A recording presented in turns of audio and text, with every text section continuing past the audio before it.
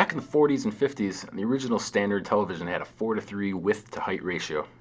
That shape was chosen to be a slight rectangle, but still mostly square, thus having the maximal screen area for the given dimensions. And that's still the ratio on many TVs and computer monitors in today's homes. The problem is, hardly anybody today creates video content in a 4:3 ratio. See, this whole problem started when people wanted to watch movies from the theater in the comfort of their own homes. Movie screens are considerably larger than our home television, but more important, the screen is a completely different rectangle and can't mathematically fit on our TV screens without manipulation. A typical TV is 1 1/3 times wider than it is tall. Some movie screens could be up to 3 times as wide as it is tall. So what are we going to do to make it fit? Well, we have all kinds of options. Or we could squeeze and stretch and mangle everything onto the screen to make it all fill up, and everyone would look ridiculously thin and compressed. The good news is, the sound would be just fine. Although I don't think people would be too happy about that option, particularly the actors in the movie. We could just cut a chunk of the original movie like a cookie cutter and just see that frame of the movie. Problem with that would people and objects be speaking from off the screen, or even worse, they might be cut in half. Some movie editors use what's called the pan and scan technique to allow the full height of the TV screen to be used, but pick and choose what section of the original movie should be shown on your screen, thus eliminating the annoying cutting of people.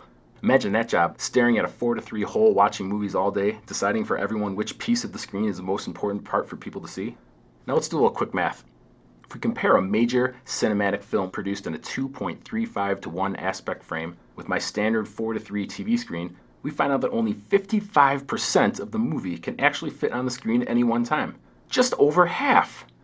You've seen the disclaimer at the beginning of the movie on TV or DVD that says this film has been modified from its original format to fit on your TV screen. Well, what it should say is, we are only displaying 55% of the movie of our choosing. Now for all the full screen TV lovers, this is your dilemma. Do you want to see all the movie, or is 55% good enough? How about new TVs? Around the start of the century, some widescreen TVs emerged in a 16:9 or 1.78 times wider than it is tall. Well, this screen fits a movie a little better, but still only shows 75% of the original movie at one time. Suppose someone made a TV for your living room that was actually 2.35 to 1 to show those full movies. Well, if the TV were the same height as most current 50-inch TVs, that TV would be close to 6 feet long. And on top of that, you'd only use the full screen when you watched movies. Most of the other content would have to be stretched or have empty space on the sides of the screen. Of course, there is one more option. We can just shrink the movie screen proportionally to fit the width of your home television. Now we can mathematically scale the original to fit exactly the width of the screen, and this will preserve the entire movie screen, but show the infamous black bars along the top and bottom that so many television watchers abhor. Of course, now you can argue that we're only using 75% of that screen, and that is where the real question is. Do you want your full screen, or do you want to see the entire movie? Most likely, you just need a bigger TV.